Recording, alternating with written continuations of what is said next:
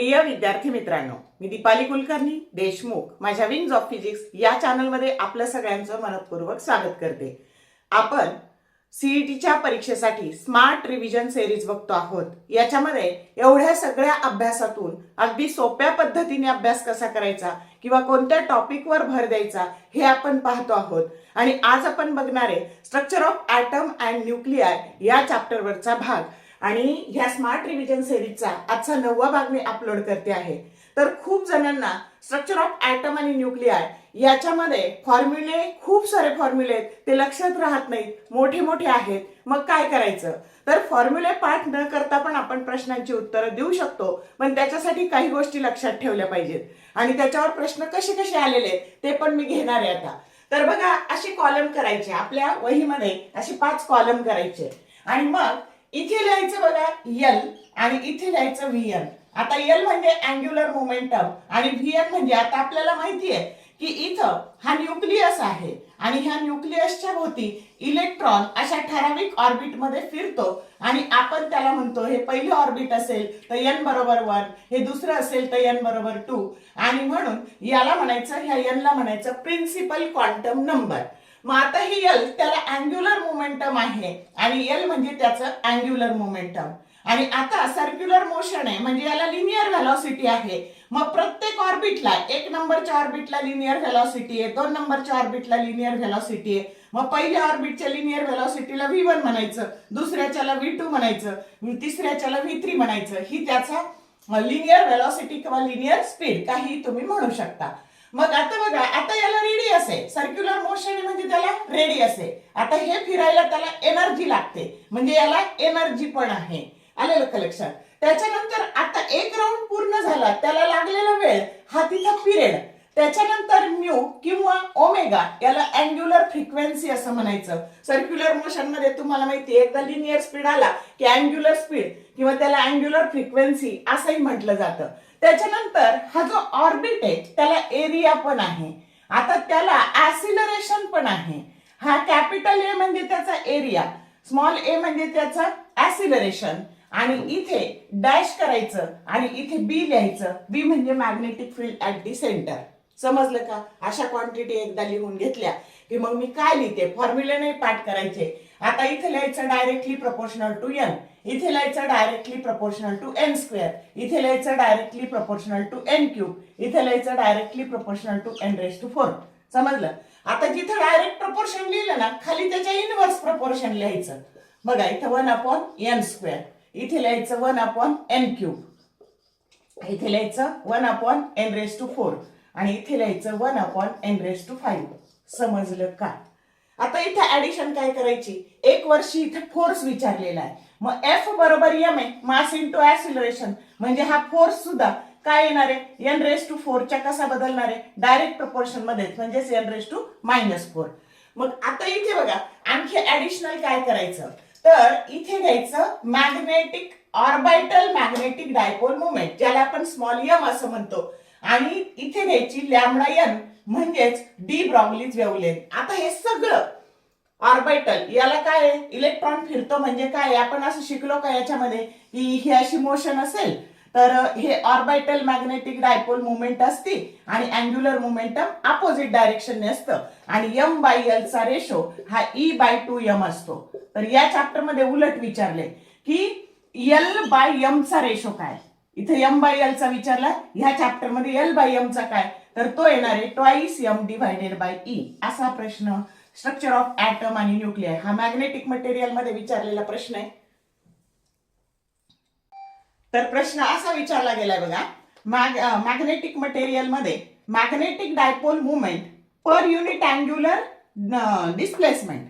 तर आता बघा तुमचं, तर यालाच काय म्हणायचं, गायरोमॅग्नेटिक रेशो, तर हा असतो e/2m। आणि तुम्हाला ह्या चॅप्टर मध्ये काय विचारलंय, तर angular displacement per unit dipole movement, त्याचा रेशो काय आहे, 2m/e आहे का सोपं? मग आता बघा, ह्या सगळ्यावर प्रश्न आहे की कोण कोणाच्या कशा प्रोपोर्शन मध्ये बदलतं। तर आता आपण इथं क्रमवार प्रश्न बघू, आलं का लक्षात? तर या पद्धतीने हे लक्षात ठेवायला एकदम सोपं आहे आणि याच्यावर खूप सारे प्रश्न आहेत। आता आपण प्रश्न बघू।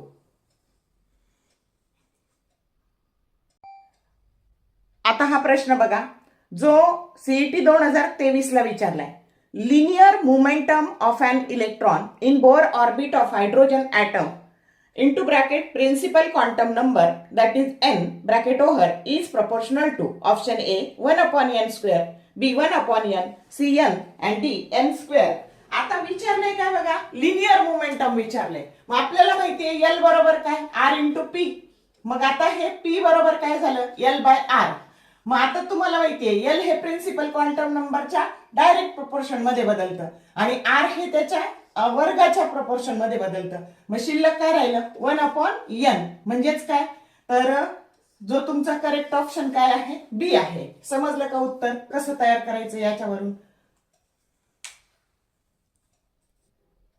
आता हा पुढचा प्रश्न बघा, जो सीईटी 2020 आणि 2024 ला विचारलाय. In hydrogen atom if Vn and Vp are orbital velocities in the nth and pth orbit respectively, then the ratio of Vp as to Vn is option A P as to n, B n as to P, C P square as to n square and D n square as to P square. आता कशाशी काढायचं आहे Vp आणि Vn चा काढायचा. आता समजा हे ऑर्बिट Vp आणि हे Vn, तर तुम्हाला माहितीये Vp आणि Vn हे n च्या कसं बदलतं, तर इनवर्स प्रपोर्शन मध्ये बदलतं. म्हणून इथं घ्यायचं n आणि इथं घ्यायचं p. म्हणजे उत्तर काय आलं n as to p. समजलं का. हे रिलेशन माहित असेल तर हे ऑब्टेन करणं किती सोपं आहे. आता हा प्रश्न सीईटी 2025 ला विचारला बघा. The ratio of angular momentum of an electron in nth orbit of hydrogen atom to the velocity of electron in the nth orbit is proportional to option A n square, B 1 upon n square, C n cube and D 1 by n cube.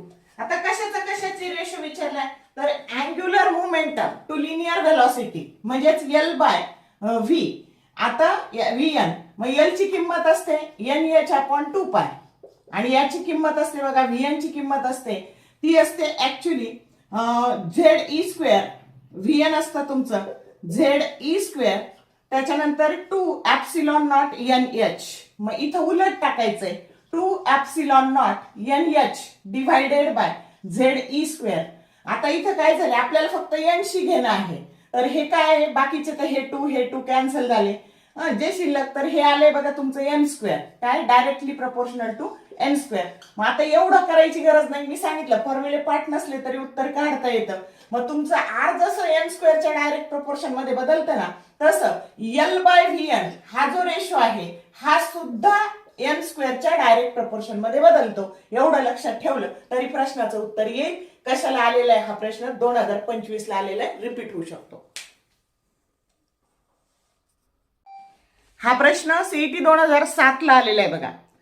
तर radius of nth Bohr orbit is directly proportional to option A n, B under root of n, C n raise to -1 and D n square. दिसतंय सरळ सरळ. Radius ही principal quantum नंबरच्या स्क्वेअरच्या direct proportion मध्ये बदलते. म्हणजे correct option हा तुमचा D आहे. म्हणजे तुम्हाला ना रेडियसचा फॉर्म्युला लक्षात ठेवायचा काहीच नाही, डायरेक्ट उत्तर लिहायचं एका सेकंदात. हा प्रश्न सीईटी 2023 ला विचारलाय. According to Bohr's theory of hydrogen atom, the total energy of the electron in the nth stationary orbit is option A directly proportional to n, B inversely proportional to n, C directly proportional to n square and D inversely proportional to n square. काय दिसतंय energy chart मध्ये, inversely proportional to n square. Correct option काय आला, D आला. आता हा प्रश्न बघा सीईटी 2020, 21, 2024, 2026 ला विचारलाय. तर capital E and capital L denote the total energy and the angular momentum of the electron in the nth orbit of hydrogen like atom. Then option A is directly proportional to L, B is directly proportional to L square, C E is directly proportional to L raised to -1 and D E is directly proportional to L raised to -2. आता आपल्याला माहिती आहे की energy ही principal quantum नंबरच्या inverse proportion मध्ये बदलते आणि L directly proportional to n आहे. म्हणजेच E is directly proportional to L raised to 2 आणि हेच लिहिता येईल E is directly proportional to L raised to -2. किती सोपं आहे बघा. तर हा प्रश्न कधी आला? 4 वेळा विचारलाय 2026च्या आत्ताच्या शिफ्टला पण विचारलाय. त्यामुळे नीट लक्ष द्या, एकदम सोपं, एका सेकंदात उत्तर देता येतं.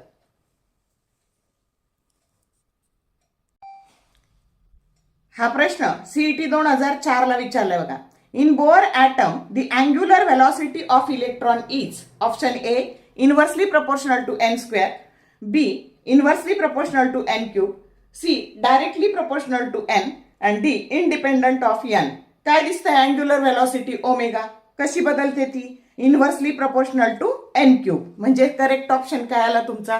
बी हा करेक्ट ऑप्शन आला. आता हा प्रश्न बघा, सीईटी 2025 ला आलाय. The frequency of revolution of an electron in the nth orbit of hydrogen atom is option A directly proportional to N square, B inversely proportional to N square, C directly proportional to N cube and D inversely proportional to N cube. तर correct option काय आला तुमचा? D inversely proportional to N cube. आणि आता बघा, हा जो आत्ताच याच्या आधीचा जो प्रश्न पाहिला होता तो 2004 ला विचारलाय, तोच 2025 ला रिपीट झालाय. म्हणजेच प्रश्न रिपीट होतात, पीवायक्यू रिपीट होतात, हेच मला तुमच्या निदर्शनास आणून द्यायचंय. आता हा प्रश्न सीईटी 2023 आणि सीईटी 2024 ला विचारलाय बघा. The force acting on an electron in hydrogen atom, Bohr's theory, is related to principal quantum number n as option A n raised to 4, B n raised to minus 4, C n raised to square 2 म्हणजे n square आणि D n raised to minus 2. तर दिसतंय आपल्याला force हा n raised to minus 4 च्या direct proportion मध्ये बदलतो. दिसतंय का चार्ट मध्ये?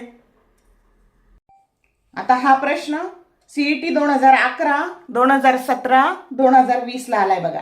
The relation between magnetic movement of revolving electron capital M and principal quantum number n is option A m is directly proportional to n, B m is directly proportional to n cube, C m is directly proportional to n square and D m is inversely proportional to 1 upon n.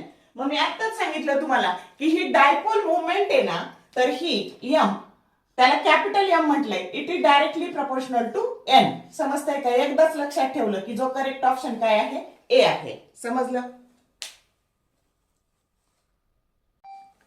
आता हा प्रश्न CET 2011, 2023 आणि 2024 ला विचारलाय बघा. An electron moves in Bohr's orbit. The magnetic field at the center is proportional to n raised to x, where n is the principal quantum number. The value of x is option A -5, B -3, C -4 and D -2. आता तुम्हाला काय माहितीये की बी कशी बदलते? तर ही B बदलते, B is directly proportional to n raise to -5 inverse आहे म्हणून. आणि म्हणून तुमचं एक्स ची किंमत काय आली? तर हेच तुम्हाला काय दिले? N raise to X. आणि एक्स ची किंमत काय आली मग तुमची? -5. जो करेक्ट ऑप्शन काय आहे? ए आहे.